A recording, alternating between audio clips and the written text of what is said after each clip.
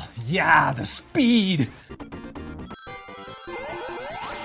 Fastest thing alive! Oh. Elemental shields! 3D special stages! Oh, this is the best Sonic game ever!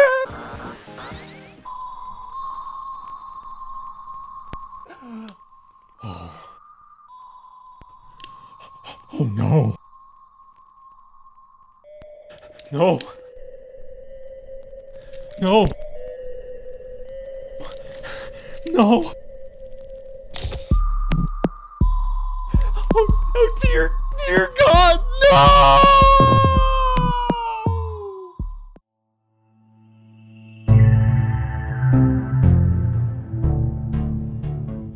It's good to see you, gamers! Welcome to the weekend once again. This is Shep from Gaming Introspection. Hey, if any of the Sonic nostalgia brings a chuckle to your face or entertains you, please consider liking and subscribing for more hits and misses episodes. My first game console was the Sega Genesis, and I had gotten it packed with Sonic 2. He was my hero, and the driving force that got me not only enjoying video games as much as I do today, but also into racing and track and field. Don't tell me video games are bad influences on children. So when Sonic 3 was announced, I was totally jacked! More characters, more levels, and more amazing graphics and music! And to be sure, Sonic 3 did deliver on those things. But there were several terrible flaws that really should have been ironed out before this hit the market in February of 1994. Join me as we examine the hits and misses of Sonic the Hedgehog 3.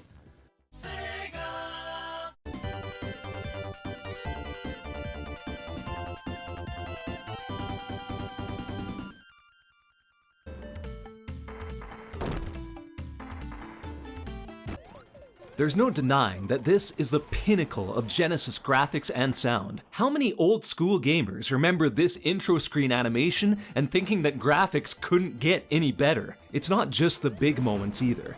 I'm a sucker for tiny details, and there are tons of them here, especially in the backgrounds.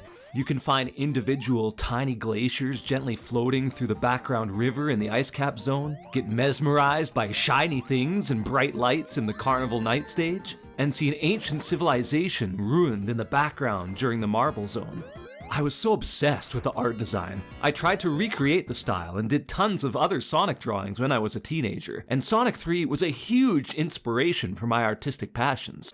The crispness and quick scrolling that had defined Sonic up to this point is even better here. No slowdown, no screen tearing or trying to catch up, it's just a slick, polished Sonic game through and through, and it's aged incredibly well because of its vibrant, clean style. The special stage curvature made you think you were playing a system that was much newer than 1989 technology, and the largest bosses had tons of independent, moving parts with more environmental effects that helped escalate the scale of the battles. As for the music, iconic themes like Angel Island have been remixed many times, even on outlier games like Super Smash Bros., for example.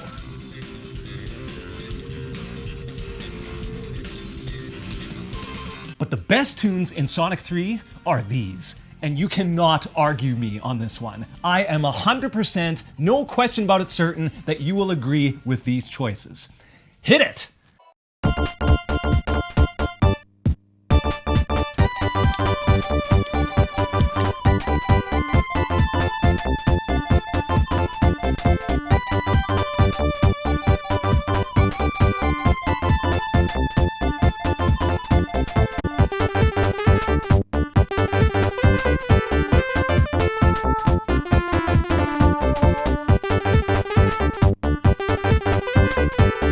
I know! It's flawless, isn't it? Here's another one for you.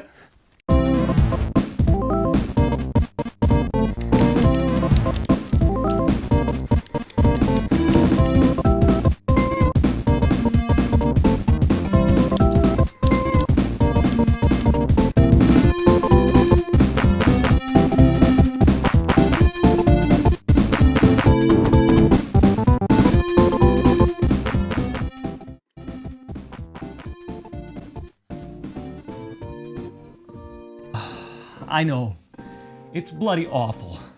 Damn legal issues! This is what has been implanted within the new, modern version of Sonic 3. Yeah, I know, and this controller didn't fool any of you, did it? But the retro factor is friggin' cool, so I'm sticking with it. We finally gained widescreen support for a series that really benefits from it, but it came at a terrible cost.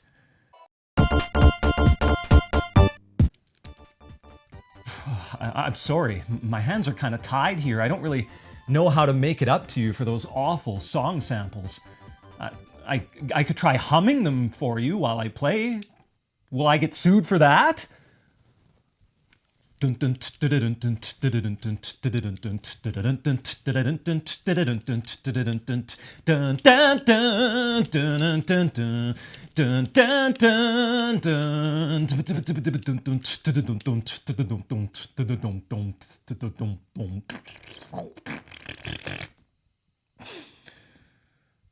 Well, I gave that a go. Well, I'm just glad the debate of whether Michael Jackson, who himself was a pretty big Sonic fan, had a hand in the development of Sonic 3's soundtrack is finally out in the open, helped a lot by the release of Sonic Origins and the remix soundtrack. But man, it's really hurt the prestige of this classic. Most of the new tunes are just woefully awful.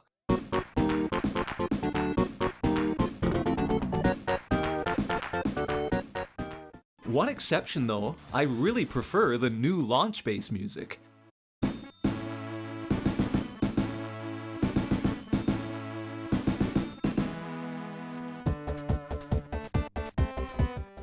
The MJ track sounded like if Robotnik invited Sonic and Tails to some kind of dance party. If you're young, you'll have no idea what I'm talking about, but just trust me, it was strange. Maybe it's best to just let this all be. Besides, there's still some actual quality that remains from the original.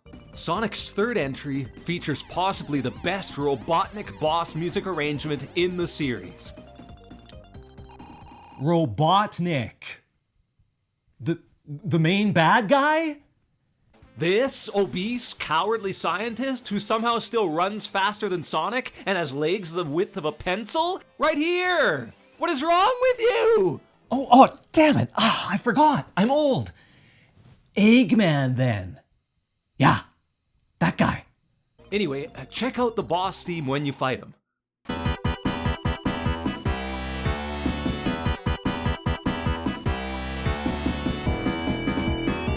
It's catchy and thematic, right? Though the Genesis sound chip can't really do the melody justice. That's why artists who contribute to the game music site Overclocked Remix step up and treat us to arrangements that really make the original melody stand out and kick ass. Okay, let's backtrack a bit here.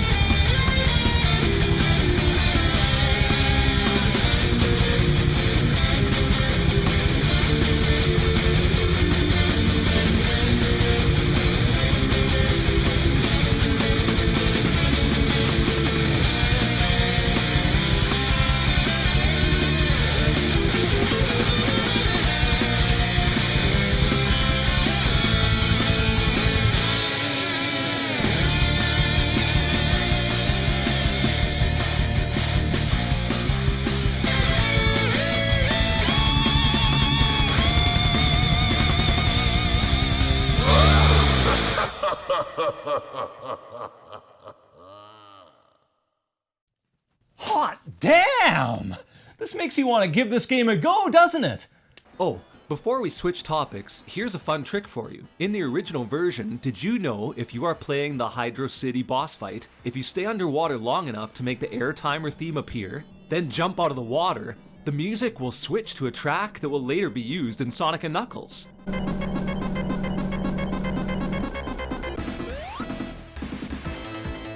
True fact.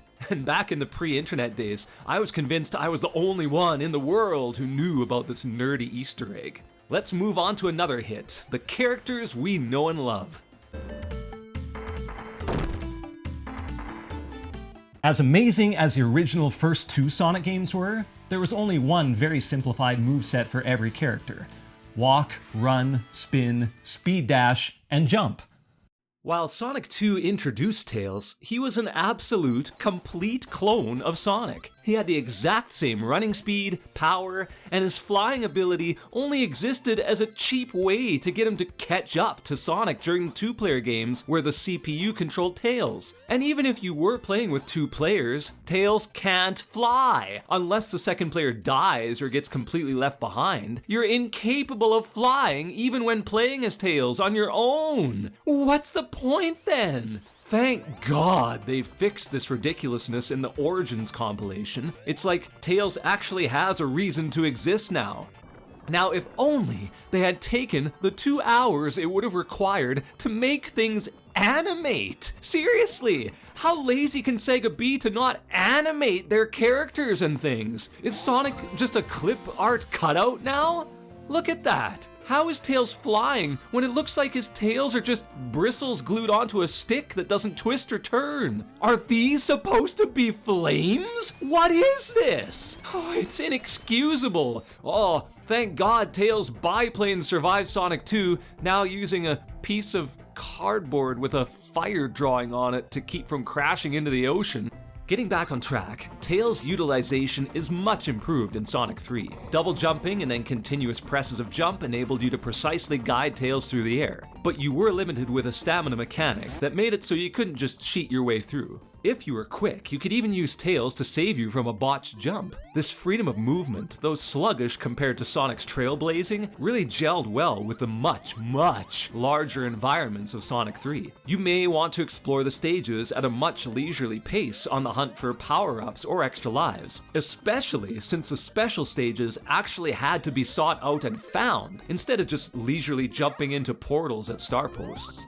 The rotary action of the twin tails was also an effective weapon that made for a risky but fun attacking strategy. Furthermore, if you were playing 2-player co-op, you can actually have your buddy lift Sonic up and get him away from danger or to an otherwise inaccessible area. Considering how they're supposed to be best buddies and partners, Sonic 3's teamwork possibilities did a much better job at accentuating this relationship than Tails' debut game. Oh, and Tails could also swim, which made the underwater segments a bit more bearable. So there's actually quite a bit going on here. Sonic, meanwhile, could use an insta-shield, which really rewarded fast reflexes and split-second timing, something that really makes sense for Sonic. Many players lamented that Sonic's ability was far inferior to Tails' flying, but I think it's a great feature, particularly when you gain experience and figure out the speed and timing of energy blasts or specific attacks. You can trigger the shield and use your momentum or anticipation to nullify the attack and get one of your own in.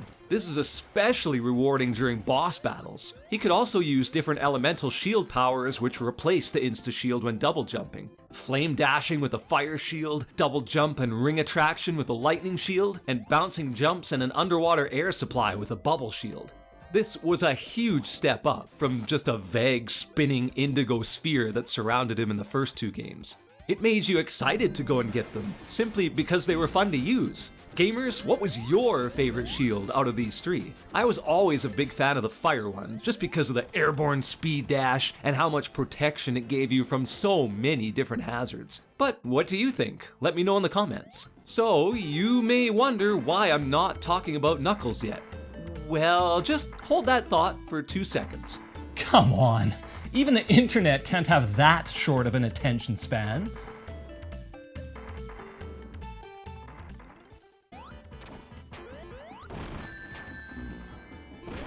Yeah, I'm serious. This one is too much of a split for me to classify it as simply awesome or even as brutally bogus. In late 1994, when Sonic & Knuckles came out, as a kid, this was so epic. It was revolutionary technology. You linked these cartridges together, and Sonic 3 became an epic double-stuffed Sonic game. You had Hyper Sonic, Super Emeralds, and a ridiculously gargantuan showdown in space that actually gave you a reason to go after these tough Super Emeralds and find the ultimate versions of each character. You could play as Knuckles with his own separate storyline and zone paths, gliding and crawling on walls. You could use Knuckles on Sonic 2, finding items that only he can find in obscure, weird areas of old stages. Nothing could stop this game. It was Sonic to the max, except... The reality was, as we found out as adults, the original Sonic 3 game as it was conceived was simply too big to be put on one cartridge. So what did Sega do? They split it into Sonic 3 and Sonic & Knuckles, and doubled their profits, with us ignorant kids not knowing any better. And really, when you look at the combined number of stages and acts, there really isn't many more levels than the prequel Sonic 2. Let's count them. Sonic 2 has Emerald Hill, Chemical Plant, Aquatic Ruin, Casino Night, Hilltop, Mystic Cave, Hidden Palace, Oil Ocean, Metropolis, Sky Chase, Wing Fortress, all combining for 21 stages, plus a final Death Egg Zone for a total of 22. Sonic 3's complete stage list, reminder that this is when you're combining both games together, spans Angel Island, Hydro City, Marble Garden, Carnival Night, Ice Cap, Skybase, Mushroom Hill, Flying Battery, Sandopolis, Lava Reef, Hidden Palace, Sky Sanctuary, and the Death Egg Zone, two of the last three which are one act each, for a total of 24 stages. So yeah, it's a bit longer, but not by a lot. Although I will concede, Sonic 3 stages are gigantic, especially in examples that most people really don't care about, like the Hydro City Zone. There's so many water slides that effortlessly whisk you across most sections of the stage. I bet 99% of Sonic players have no idea what most of the underwater areas are like, myself included. I mean, look at all this stuff that just goes unexplored. There's also a lot more verticality in Sonic 3 than the other games. You can ascend or descend to multiple different levels, and the design as a whole is much more multi-layered than anything in the first two games. So it does earn the extra memory requirements from that perspective. You'll always reach the same end goal to the act, but the fact that there's variable ways to get there make it more fun to replay than either of the first two games, which were more hunkered down in the traditional left to right flow. That being said, the thing is, that was nearly 80 Canadian dollars for two separate games that were actually two parts of the same game. So you're spending $160 to get 24 stages. Damn! No game was worth that much money, especially if you were a little kid. Not even Sonic games were worth $160. You think you have it rough today, with Sonic Origins being $40 for 5 exclusive Sonic games? That's $8 a pop. In 1994, it cost $80 for one of these. 10 times as much money for one game. So stop whining. Oh. Sorry, it's kind of a old man yells at cloud moment right there. Still, looking back as an 8-year-old, trying to come up with a plausible excuse to your parents for them to get you both of these games was no mean feat. And if Santa was your outlet for getting them, well, you could just kiss goodbye any other presents that you might have wanted.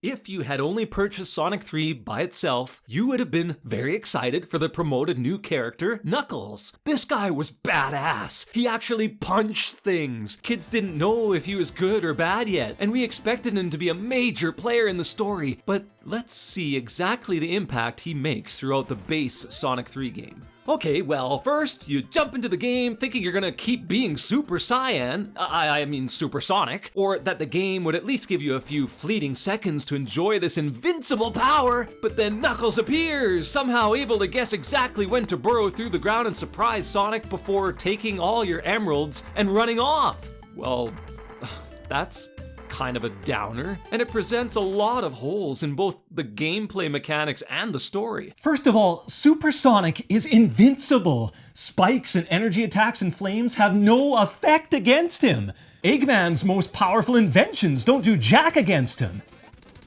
And you're telling me that a normal anteater burrowing out of the ground is what shatters Sonic's super aura? They could have tried a little bit harder to showcase Knuckles' strengths in a way that actually legitimately neutralizes Super Sonic's powers.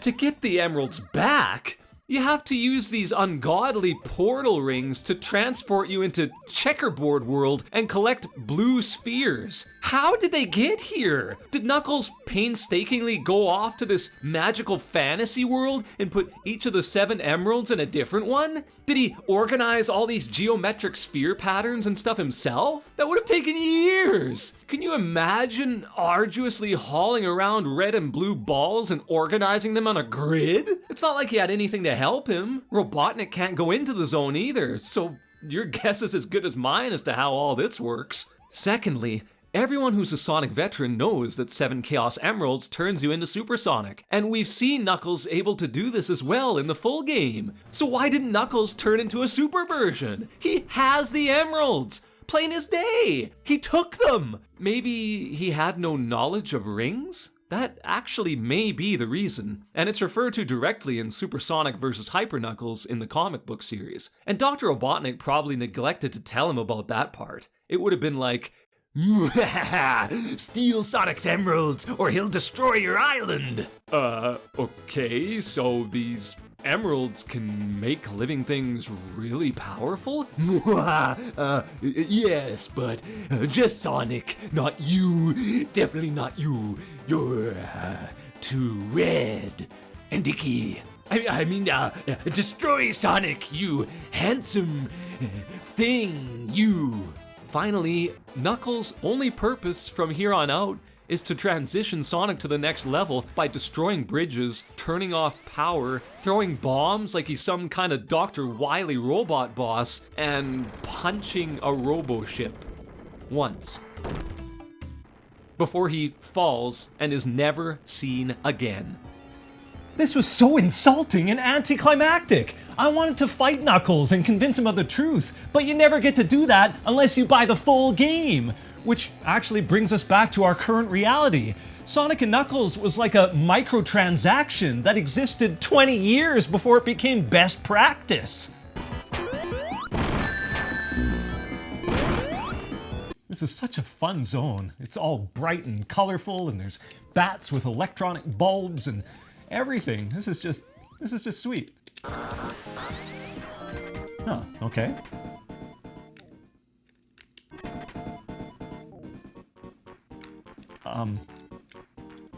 What am I doing? Oh, maybe if I jump?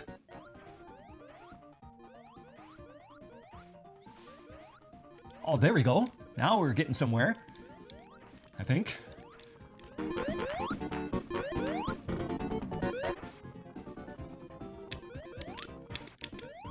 I'm kind of getting frustrated now. What are you supposed to do here? I'm going up and down, but I'm not really getting anywhere. It's just not working. It's not going high enough or down enough or what. I don't know what I'm supposed to do here. Jump. Tails, can you help? I know. I'll break through the barrier and then I'll try another way. Can't get through it. There's no way back. Come on. Come on. Go down. Go up. Do something! What? Is there a secret button combination here? Am I supposed to like... I don't know. I don't know what to do. The time is running out.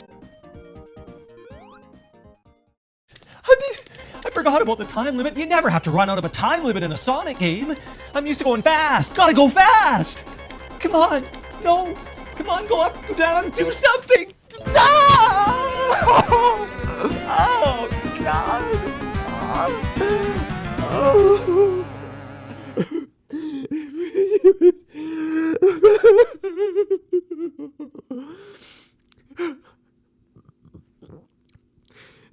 That's it.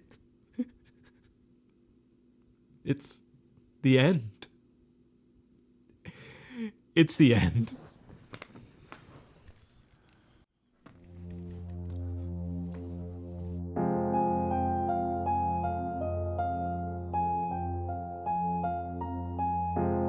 All things that live must surely pass.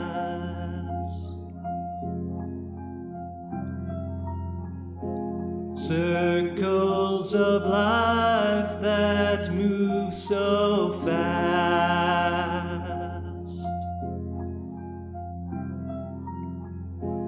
We smile it off, we all pretend.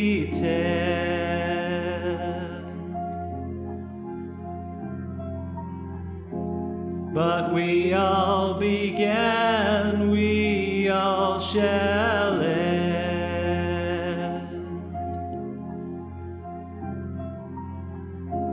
Can't stop finality.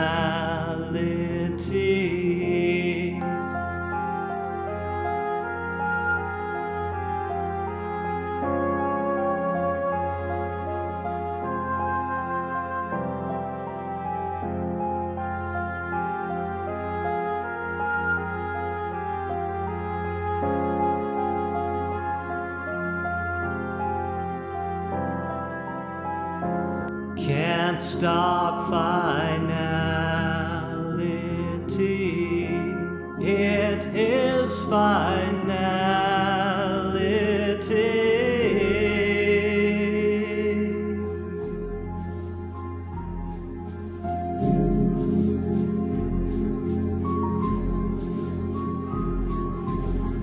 Life is too short to be restrained. Must free our friends from binding chains. Defeat the enemies we face, so countless creatures can be saved. It is reality. Can't stop finality. It is finality.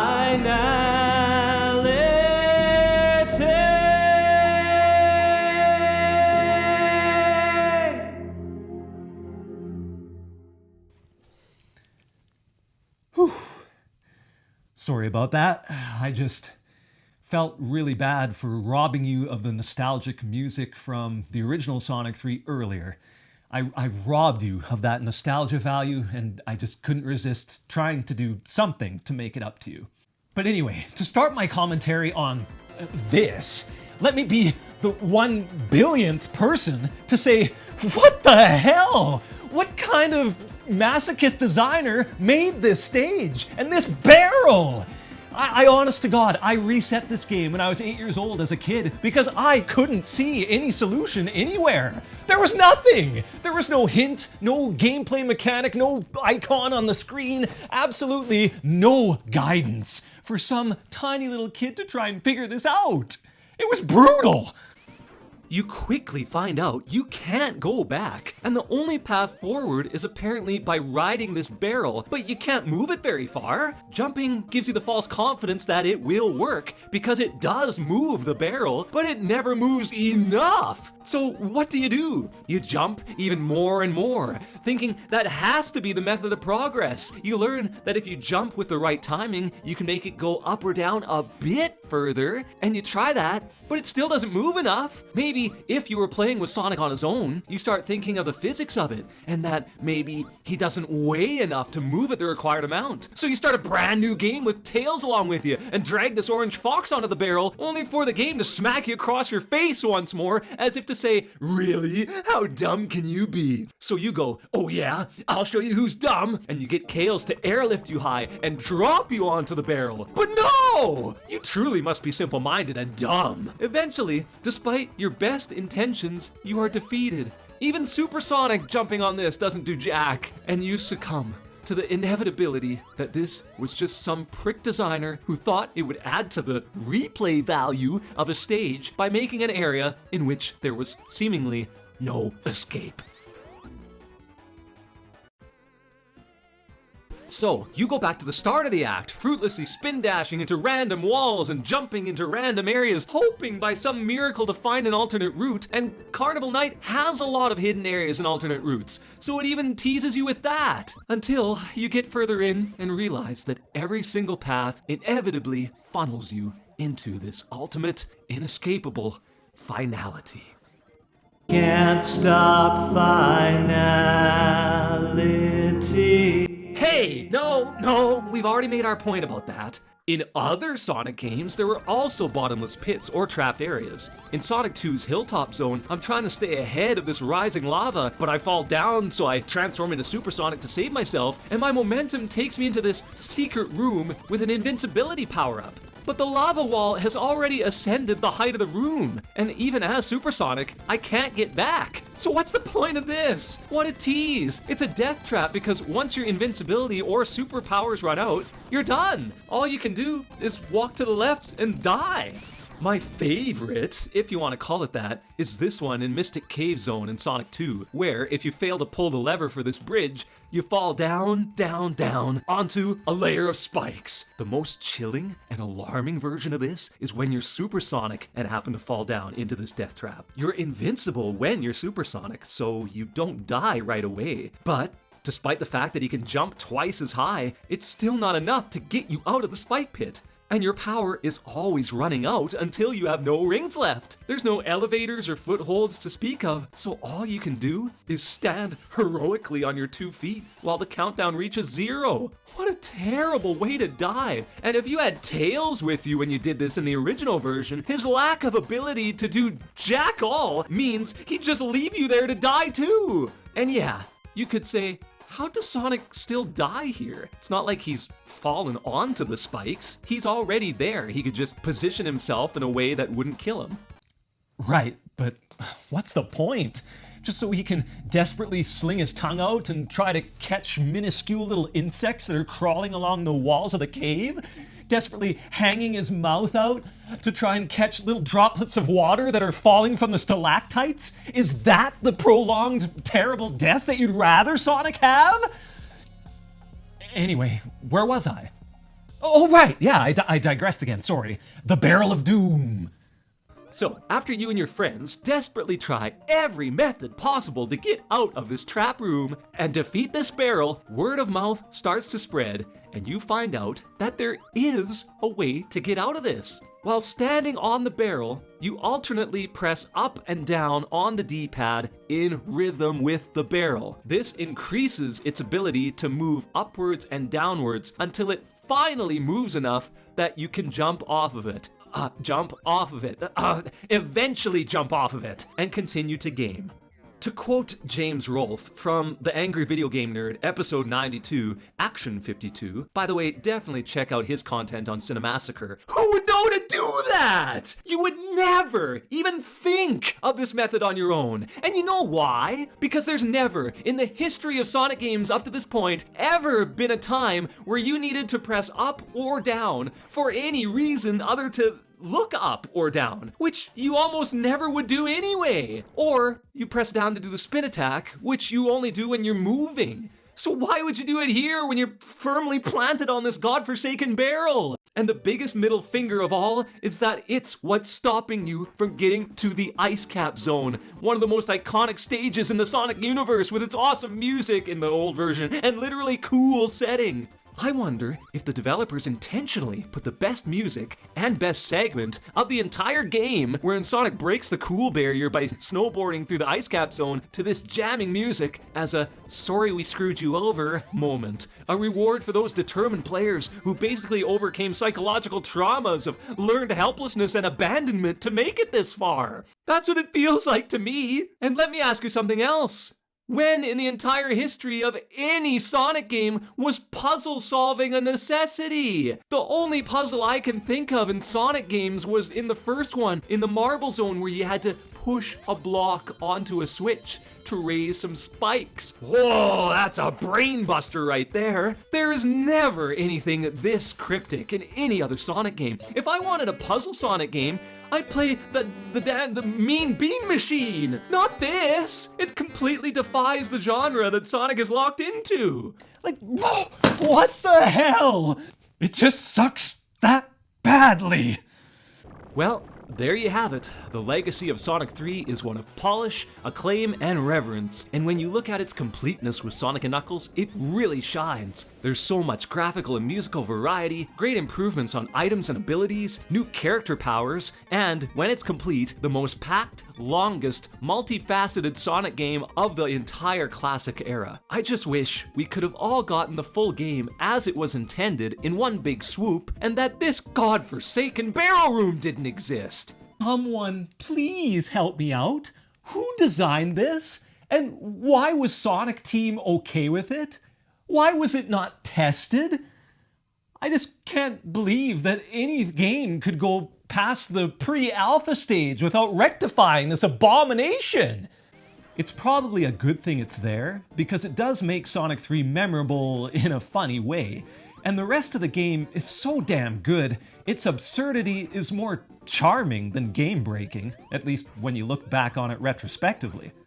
So now I turn it over to you. What hits of Sonic 3 did I miss? And what misses should I have hit?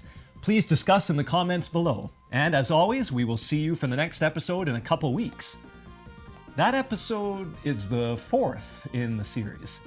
And now I'm thinking of games that have an affinity with 4 in them as a good starting point. Anyway, that's for next time. Have a great weekend, gamers!